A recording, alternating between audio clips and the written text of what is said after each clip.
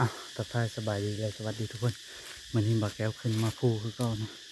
ขึ้นมาต้นหมากปางทุกคนนะขึ้นมาคนเดียวเดี๋ยวนี้ทุกคนหาเขาว่าตีนภูหอนขนาดตอนนี้กับเวลา11 โมงย่างนะทุกคนนะเดี๋ยวบาแก้วจะขึ้นไปคนไปหาชมกันทุกคนไปเอาทุกคนนี่บาแก้วขึ้นมาหอต้นหมากปางแล้วทุกคนนะต้นอะไรที่บาแก้วขึ้นกับลานบาแก้วมันขึ้นมาหอดละฟางซุปลายทุกคนนะ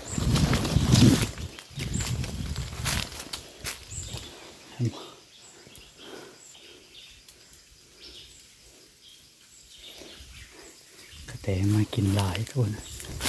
เดี๋ยวแกจะหาบนมัดเตะทุกคน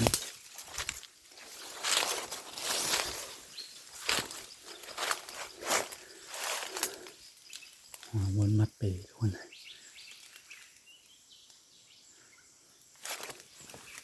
น่าจะมัดตอนนี้ลำนี้ทุกคนนะแต่ว่าบุ้งมันสิต่ำอยู่ยันมันต่ำพอตัวนะต้นนี้กับต้นนั้นวัดบองไปบองมานี่อาจจะไกลได้ทุกคนยัดเปบักแก้วบอง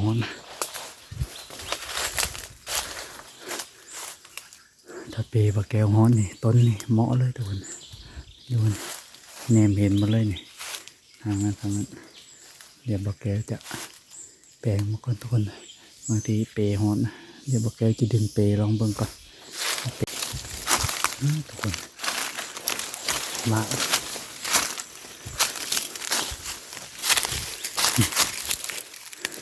กระแตกินได้ทุกคนก็กระแตกินหมักฮัดเบาหมักอย่างนี้แหละนี่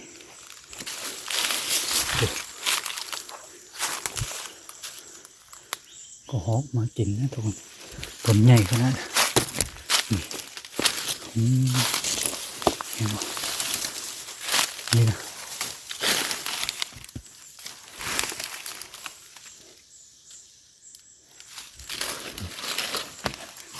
กระแตเข้ามากินทุกคนแล้วก็มากินไก่ป่าก็มานะทุกคนบางไก่ป่าสักต้องสูงทุกคนถ้าเอาเปมาห้อยมัดไก่นะครับทุกคนแต่ว่าบางแก้วกัดฆ่าเผาต้นมะปรางขึ้นมาคนเดียวแต่ขึ้นหลายคนนี่แยกได้อยู่ทุกคนได้ยิงก็หอกไปเห็นบ่อยู่เลยทุกคนนะ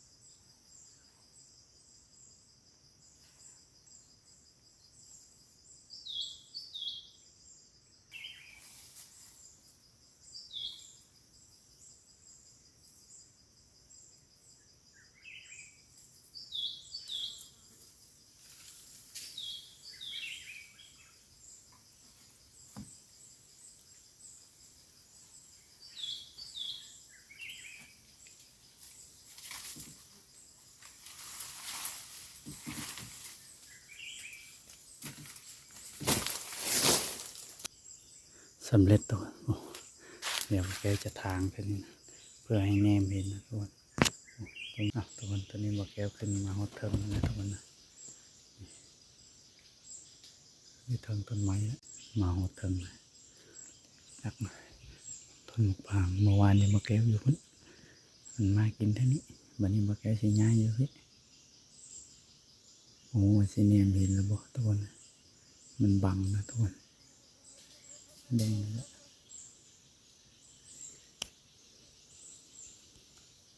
ตอนนี้เวลา ตอนนี้เวลา12:30นะทุกคนเดี๋ยวจะนอนพัก3-4 โมงเลยทุกคนสปาจะเข้ามา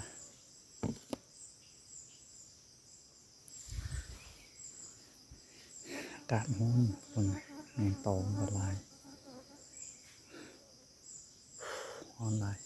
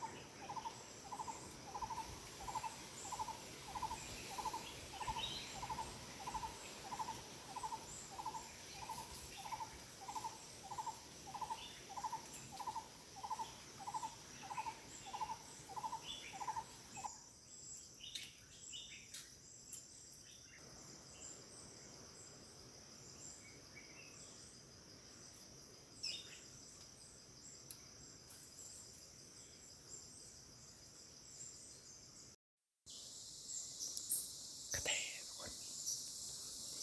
4-5 ตัวทุกคนเลยแต่ว่ามันบังนะ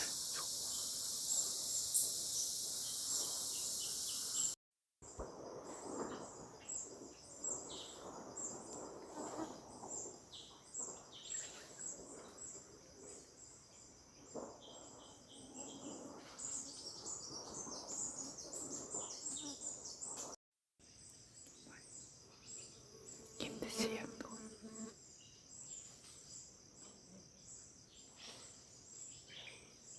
กินแต่เสียง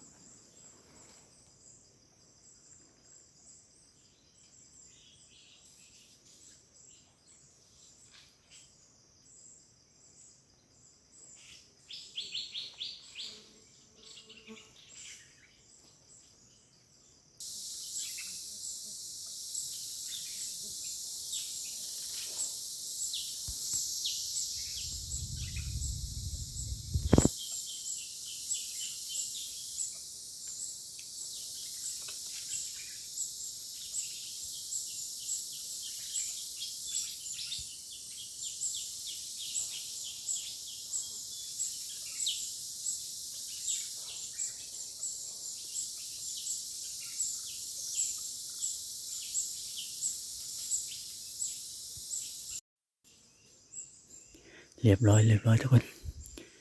จัดแล้ว1 แต้มมันชูลมวะนะทุกคนต้นนั้นนะมาแล้ววันนี้ทุกคนเลยแต้มแรกทุกคนตอนนี้ก็เวลาก็เกือบ4 โมงยังแล้วนะทุกคนเริ่มสิมืดแล้วทุกคนต้นนั้นก็มีนะก็ได้กินนะแต่ว่าพอแก้วอยู่ต้นนี้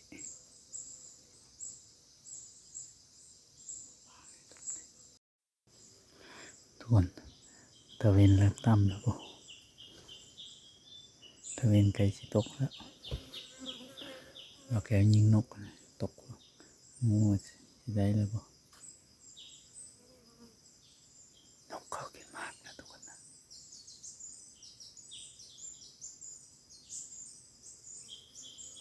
เรียบร้อยทุกคน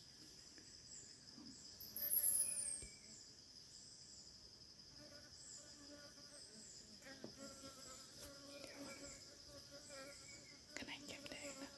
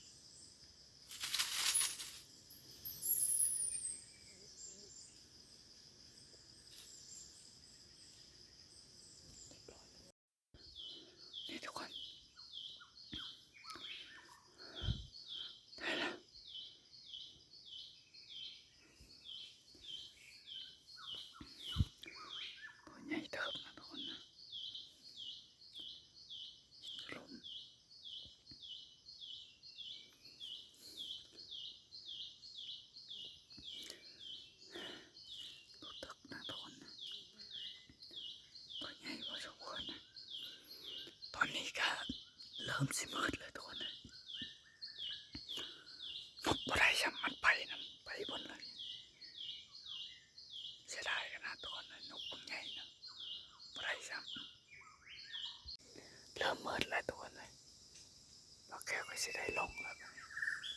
ใช้กระแตสองโตนะทุกคนนะจะได้กลับแล้ววันนี้ทุกคนนะยินเสียงคนกลับวันนี้ทุกคนนะท่านผู้ชมสำหรับคลิปนี้ก็สิประมาณนี้เนาะทุกคนนะไว้พบกันในคลิปหน้าทุกคนนะ